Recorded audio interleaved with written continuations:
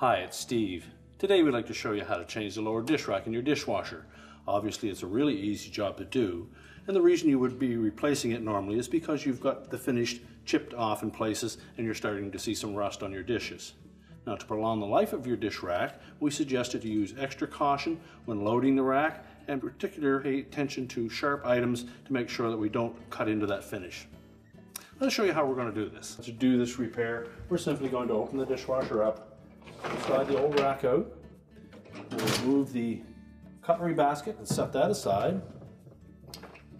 And if your model uses a center mounted spray arm, we'll need to remove that as well.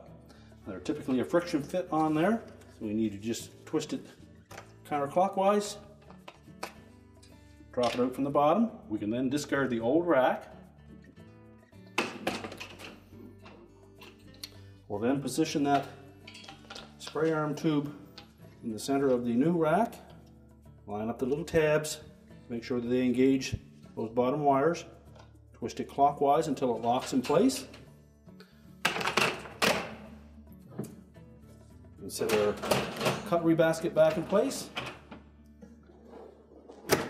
and our repair is complete.